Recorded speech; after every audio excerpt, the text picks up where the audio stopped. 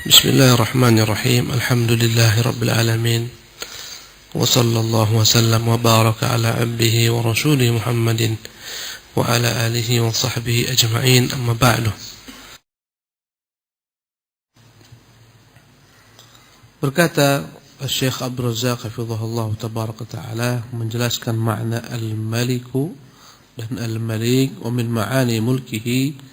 Di antara hakikat nama Allah Al-Malik maknanya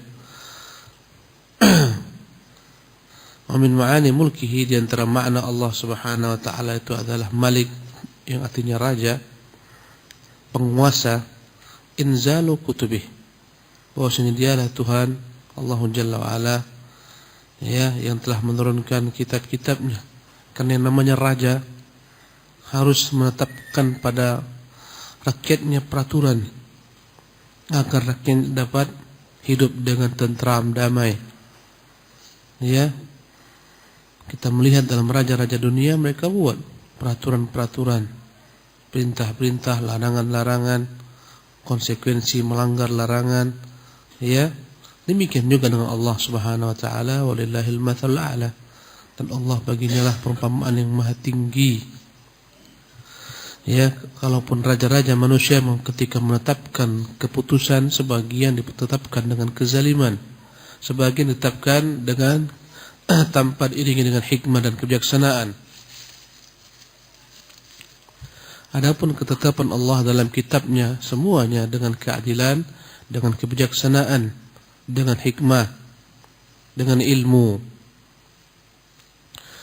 Maka di antara makna Allah sebagai raja penguasa, dia telah menurunkan ya inzalu kutubihi, kitab-kitabnya. Dengan kitab itulah manusia berpedoman bagaimana ya seharusnya mereka hidup di dunia ini, apa tujuan hidup.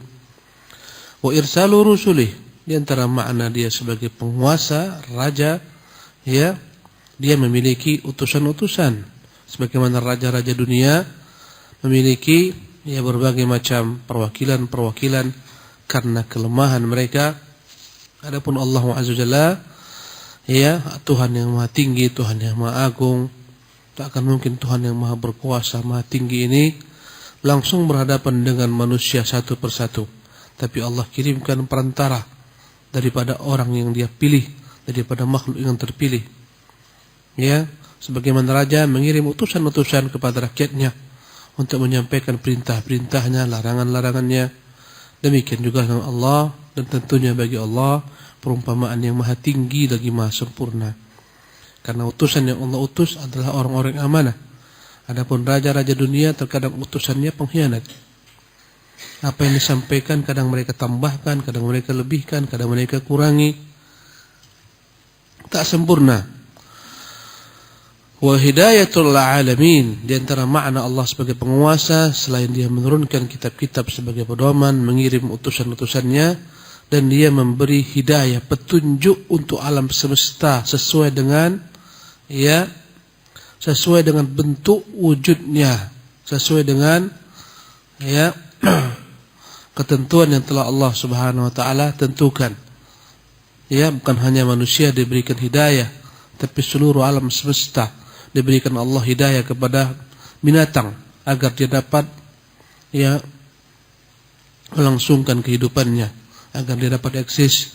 Diberikan hidayah kepada lebah contohnya. Ya Allah katakan kepada lebah, wa auha rabbuka ilan nahli an ittakhidhi minal jibali buyuta. Kami wahyukan kepada lebah, hendaklah kalian menjadikan gunung-gunung sebagai sarang-sarang. Ya, Allah ajarkan mereka bagaimana cara mengambil madu, menghisap saripati bunga. Ini hidayah setiap makhluk. Ya, Allah beri hidayah kepada setiap makhluk. Ya, apa-apa yang dapat membuat mereka melangsungkan kehidupan mereka, ya, bertahan untuk hidup. Allah berikan hidayah kepada tumbuh-tumbuhan agar mereka dapat tumbuh, berkembang, berbuah. Allah berikan hidayah kepada manusia. Seluruhnya Allah berikan hidayah. Ya. Wa hidayatul alamin, hidayah disebut dengan nama hidayah ammah, hidayah yang sifatnya umum. Allah berikan petunjuk kepada gunung, Allah berikan petunjuk kepada langit, Allah berikan petunjuk kepada bumi. Masing-masing berjalan dengan apa-apa yang telah Allah Subhanahu wa taala tetapkan. Tak ada yang menyalahi ketentuan Allah Subhanahu wa taala. Ya. Wa irsyadul dhallin, di antara makna al-malik, al-malik, penguasa adalah Allah Subhanahu wa taala, ya, senantiasa memberi petunjuk bagi orang-orang yang tersesat. Namanya hidayatu at-taufiq. Jika di atas hidayatu al-hidayatul ammah, ya, kepada seluruh makhluk agar dapat melangsungkan kehidupannya. Kepada burung-burung Allah ajarkan bagaimana terbang, bagaimana turun, bagaimana dia mencengkram mangsanya, bagaimana dia menukik. Semua hidayah namanya hidayah ammah. Ya, bagaimana Allah beri hidayah burung-burung untuk membuat sarang-sarangnya. Ya, bagaimana burung mengambil satu demi satu lalang, mengumpulkan lalang-lalang, kemudian membuat sarang begitu unik yang indah, yang bentuknya bermacam-macam. Ini hidayah ammah. Ya. Di antara makna kuasanya dia beri petunjuk kepada semua makhluk. Kemudian hidayah yang lebih khusus lagi namanya hidayah itu taufiq. Dia beri petunjuk agar orang tak tersesat, ya, dalam hidup di dunia ini melalui kitabnya, melalui rasulnya. Wa irsyadul dhallin wa iqamatul hujjah. Dan di antara makna kekuasaannya dialah penguasa, bahwasanya Allah Subhanahu wa taala memberikan hujjah, ya, iqamatul hujjah wal ma'dzirah 'alal mu'anidina al-mukabirin. Allah sampaikan hujjah, Allah tegakkan hujjah. Ya, Allah beri uzur kepada orang-orang yang menentangnya, membangkang perintah-perintahnya, yaitu berupa dalil-dalil yang disampaikan oleh para rasulnya dalam kitabnya, agar tegak hujjah, agar sampai kepada mereka apa yang Allah Subhanahu wa taala inginkan. Setelah sampai kepada mereka risalah, sampai kepada mereka misi kenabian, penjelasan, keterangan, tegaklah bagi mereka hujjah. Tatkala mereka menentang Allah Subhanahu wa taala, Allah pun berikan bagi mereka sanksi dan hukuman. Sebagaimana raja-raja dunia memberikan kepada masyarakatnya, ya, amaran-amaran, perintah-perintah agar tegak hujjah, disosialisasikan kepada seluruh masyarakat perintah-perintah tersebut. Ya, inilah perintah-perintah, ini larangan, jangan berbuat seperti ini. Demikian juga Allah Subhanahu wa taala. Ya, kemudian Allah Subhanahu wa taala beri mereka tangguh bagi orang-orang yang diingini oleh Allah Subhanahu wa taala. Kemudian jika memang datang masanya, Allah berikan kepada mereka hukuman. Inilah makna al-malik dan al-malik. Ya, orang berbuat kemaksiatan diberi tangguh, disampaikan kepadanya hujjah, dikirim rasul, dikirim kitab, sehingga datang masanya Allah Subhanahu wa taala gulung bumi-bumi mereka. Bumi miliknya, ya, sebagaimana Allah katakan kepada bumi pada masa Nabi Nuh, wa qila ya ardu bla'i ma'aki, wahai bumi, sekarang kau telan airmu. Bumi itu menelan air dengan perintah Allah. Wa ya sama'u aqli'i, Allah pun berfirman kepada langit, wahai langit, aqli'i, berhentilah turunkan hujanmu. Semuanya dengan perintah Allah. Karena orang-orang datang belakangan berusaha membuat Allah itu tak ada, ya, mengingkari wujud Allah Subhanahu wa taala, sehingga mereka begitu hebohnya dengan sebab, ya, ini karena patahan lempengan bumi, kerak bumi, macam-macam, seolah-olah bukan Allah yang membuat bumi itu patah-patah. Itulah keinginan orang-orang ateis, subhanallah, agar hilang Allah dalam hati-hati manusia. Ini sudah diprediksi sekian tahun akan terjadi seperti ini, besok terjadi seperti ini. Seolah-olah itu semua sebab tanpa ada musabbibnya Allah Jalla wa'ala. Padahal Allah yang datang kepada bumi, ya, telanlah airmu, ibla'i ma'aki. Maka bumi pun menelan airnya pada zaman Nuh. Allah yang bertitah kepada seluruh makhluknya, kepada gunung-gunung, kepada lautan-lautan. Subhanallah. Sementara orang, ya, dengan ilmu pengetahuan yang mereka miliki, menghilangkan Allah Jalla wa'ala dalam kehidupan dunia ini, seolah-olah tak ada Allah. Itu hujan pengaruh alam, naik uap-uap ke atas, begini begitu, akhirnya turunlah hujan, berkumpul di atas. Padahal siapa yang menggiring angin? Subhanallah. Siapa yang menciptakan lautan? Ya, siapa yang membuat karakter uap naik ke atas? Semuanya Allah Subhanahu wa taala. Wa iqamatul hujjah wal ma'dzirah 'alal mu'anidil mukabirin. wad'u thawabi wal iqab mawadhi'aha. Di antara makna kekuasaannya, dialah telah menetapkan hukuman-hukuman, balasan-balasan, ya, pada tempat masing-masing. Yang berhak dihukum dia hukum, yang berhak dia berikan balasan dia berikan balasan, dan tak pernah salah hukumnya, tak pernah zalim dan curang keputusannya. Wa tanzilul umur manazilaha, dia menempatkan segala macam urusan sesuai pada tempatnya. Subhanallah. Sejak kejadian tsunami 2004, Allah telah tetapkan akan terjadi tsunami kembali di Palu kemarin. Ya, Allah telah tetapkan ketetapannya. Tanzilul umur manazilha. Ya, telah Allah tentukan, telah Allah tetapkan pada tempatnya. Ila ghairi dzalika min at-tadbir, dan hal-hal lainnya yang semuanya kembali kepada makna al-malikul malik, penguasa yang punya aturan, wa tasarruf fi mamlakatihi, dia yang mengatur kerajaannya, bima syaa subhanahu, semuanya dengan kehendaknya. Dialah Tuhan yang maha suci. Qala Ibnu Qayyim rahimahullah, berkata al-Imam Ibnu Qayyim rahimahullah tabaraka ta'ala, inna haqiqatal maliki innama tatimmu bil ata'. Sesungguhnya hakikat seorang raja, atau inna haqiqatal mulki innama tatimmu bil ata'. Yang namanya penguasa dan kekuasaannya itu akan disebut sebagai dia penguasa dan raja ketika dia memang mampu memberi. Tatimmu bil ata' wal mana'. Dia mampu memberi dan dia mampu mencegah. Ya, Allah berikan kepada sebagian makhluk, Allah cegah dari sebagian makhluk. Allah berikan kekayaan kepada sebagian makhluk, Allah cegah kekayaan dari sebagian makhluk. Allah berikan kekuasaan kepada sebagian, Allah cegah kekuasaan dari sebagian. Itulah hakikat daripada raja, pemilik kekuasaan. Ya, dia berkuasa memberikan kepada sebagian rakyatnya, ya, balasan-balasan, imbalan-imbalan, dimuliakan sebagian, dihinakan sebagian. Itulah hakikat daripada raja. Wal man'i wal ikram, dia yang punya kuasa untuk menahan sesuatu, ya, dan memuliakan sesuatu. Wal ihanah, dan menghinakan sesuatu. Itulah kekuasaan Allah Jalla wa Ala.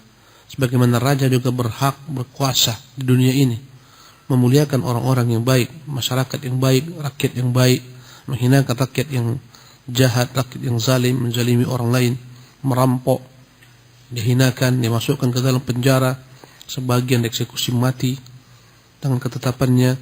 Walillahil matsalul a'la, dan Allah baginya perumpamaan yang maha sempurna, tak ada padanya kezaliman dalam semua ketetapannya. Yang dia berikan itu dengan hikmah, yang dia tahan juga dengan hikmah. Tak diberikan Allah kepada sebagian orang kekayaan karena itu yang paling bijaksana baginya. Subhanallah, sekiranya orang tersebut diberikan kekayaan mungkin menjadi Qarun, sebagian diberikan kekuasaan, sebagian ditahan. Bisa saja yang ditahan Allah Subhanahu wa taala dan jika diberikan banyak kekuasaan akan menjadi Firaun. Ya, sebagian Allah muliakan dan sebagian Allah hinakan, semuanya dengan ilmu hikmah. Wal itsabah wal uqubah, sebagian dia berikan balasan, sebagian dia berikan, ya, hukuman. Wal ghadab wal ridha, sebagian dia tumpahkan kepada mereka kemurkaannya. Ya, Allah kirimkan kepada sebagian kaum azab dengan angin, dengan gempa, dengan hujan, banjir, macam-macam. Ya, dan Allah tumpahkan kepada sebagian kaum lainnya rahmatnya, dicucurkan nikmat, diluaskan bagi mereka rezeki, diberikan keberkahan hidup. Wa tawliyati wal azal, dialah yang memiliki kekuasaan al-malik. Di antara kekuasaannya adalah dia berikan at-tawliyah, kekuasaan kepada siapa-siapa dia kehendaki, dan dia cabut kekuasaan dari siapa-siapa yang dia kehendaki. Siapapun yang naik di dunia ini sebagai penguasa dengan kehendaknya dan dengan izinnya. Apabila yang naik tersebut berbuat kezaliman, Allah Subhanahu wa taala, ya, akan murka kepadanya. Apabila mereka menegakkan keadilan, Allah Subhanahu wa taala akan ridha kepadanya. Dan semuanya telah ditetapkan oleh Allah Subhanahu wa taala. Wat-tawliyati wal azal. Dia yang menaikkan siapa-siapa yang dia inginkan, dia kehendaki. Siapapun yang naik, bagaimanapun cara dia naik itu dengan kehendaknya. Jika dengan kezaliman, dengan kehendak kauninya yang tidak dia ridhai. Ya, jika dia naik dengan cara-cara yang baik, cara-cara yang benar, itu dengan ridhonya Allah Jalla wa Ala. Wa i'zazi man yaliqu bihil 'izz. Dia akan muliakan orang-orang yang berhak menyandang kemuliaan. Wa idlali man yaliqu bidhul. Dia akan menghinakan orang-orang yang layak untuk menyandang kehinaan. Subhanallah. Jadi kehinaan, kemuliaan semua Allah Subhanahu wa taala berikan. Siapa yang ingin Allah muliakan, tak dapat manusia menghinakannya. Siapa yang ingin Allah hinakan, tak dapat manusia, makhluk manapun juga untuk memuliakannya. Qala ta'ala, Allah berfirman, Qulillahumma malikal mulk. Katakan Muhammad, dialah Allah raja di raja, pemilik kerajaan. Tu'ti al-mulka man tasha. Engkaulah wahai Tuhan Allah yang berhak diibadati, yang memberikan kekuasaan kerajaan man tasha kepada siapa yang kau kehendaki. Allah pergantikan kekuasaan demi kekuasaan. Si fulan naik, si fulan jatuh. Subhanallah. Si fulan membangun kekuasaan, kemudian berhasil. Si fulan membangun kekuasaan, ternyata hancur. Semuanya dengan ketentuan Allah. Qulillahumma, katakan Muhammad, dialah Tuhan. Malikal mulki, dialah Tuhan, pemilik kerajaan. Tu'til mulka man tasha. Engkau berikan kerajaan kepada siapa yang kau kehendaki. Wa tanzi'ul mulka mimman tasha. Engkaulah juga Tuhan yang mencabut kekuasaan kerajaan dari siapa yang kau kehendaki. Sebagian dinaikkan jadi penguasa, sebagian diturunkan. Sebagian diturunkan dengan paksa. Sebagian diturunkan dengan eksekusi mati, sebagian dengan demonstrasi, macam-macam. Sebagian dinaikkan dengan segala macam cara. Wa tu'izzu man tasha' wa tudhillu man tasha'. Engkau muliakan siapa yang kau kehendaki, engkau hinakan siapa yang kau kehendaki. Biadikal khairu. Di tanganmu lah segala macam bentuk kebaikan. Innaka ala kulli syai'in qadir. Sesungguhnya engkaulah Tuhan yang berkuasa atas segala sesuatu. Semuanya dengan kekuasaannya. Ya, siapa yang naik dengan apapun caranya, dengan kekuasaannya. Siapa yang jatuh, ya, dengan kekuasaannya. Ini wajib kita imani. Kadang-kadang setelah naik orang-orang dalam kekuasaan, dengan apapun caranya, banyak orang yang tak rela, tak ridha, ya, mengutuk dan seterusnya. Ini semua telah Allah Subhanahu wa taala tetapkan dan gariskan. Tak ada yang naik menjadi penguasa tanpa izin Allah, tanpa kehendaknya. Andai kata dia naik dengan cara-cara kezaliman, ya, maka Allah Subhanahu wa taala tak akan membiarkan mereka. Allah akan buat perhitungan dengan mereka.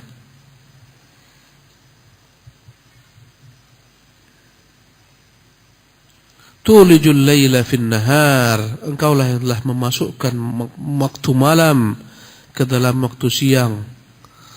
Kita tak pernah merasa karena lalai bagaimana dahsyatnya perubahan siang dan malam. Ya, sekarang kita menuju siang, baru dari malam.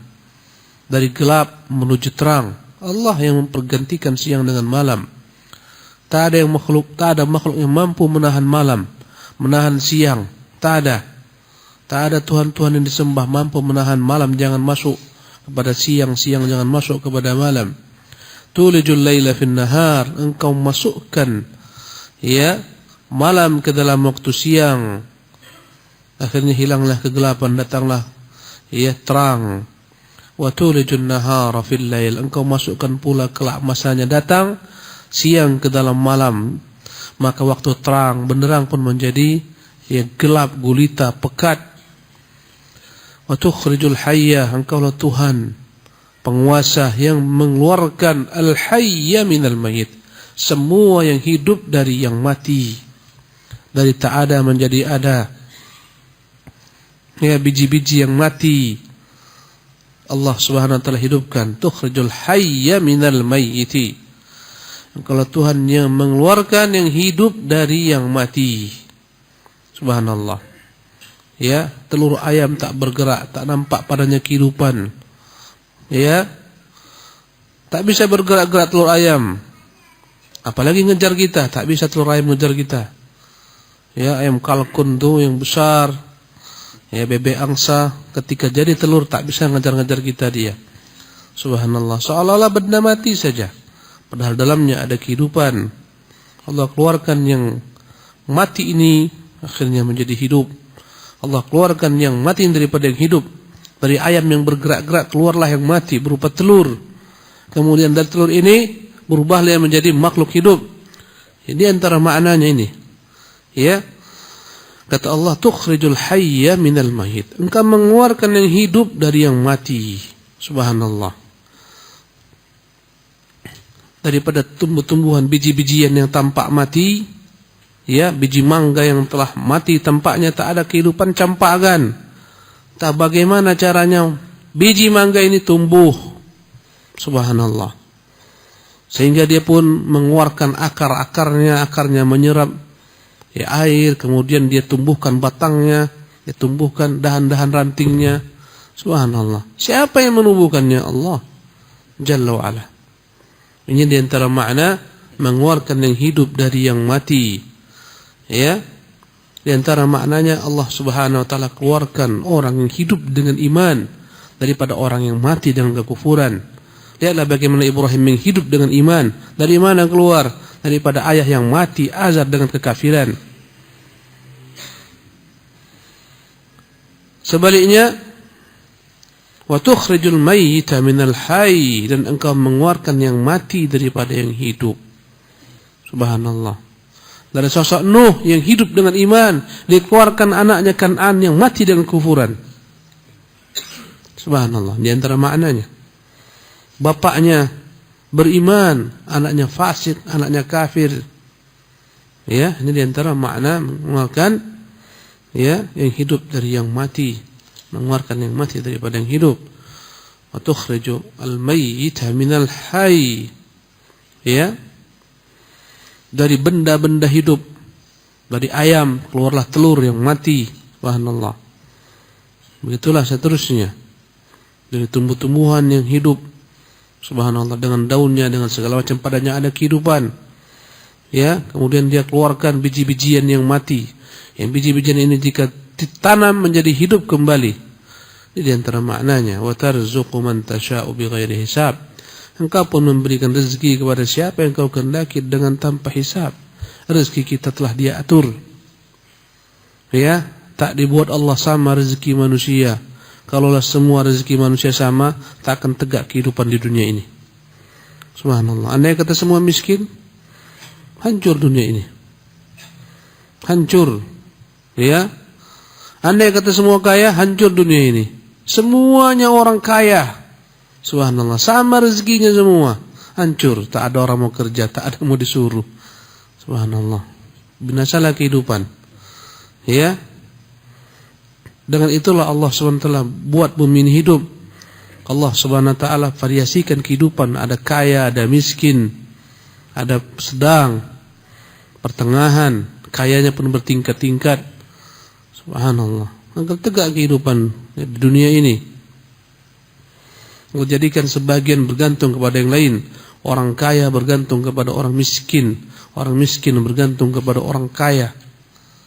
Subhanallah. Tanpa orang-orang miskin tak akan mungkin orang kaya dapat mewujudkan mimpi-mimpinya. Tanpa orang kaya, orang miskin pun demikian.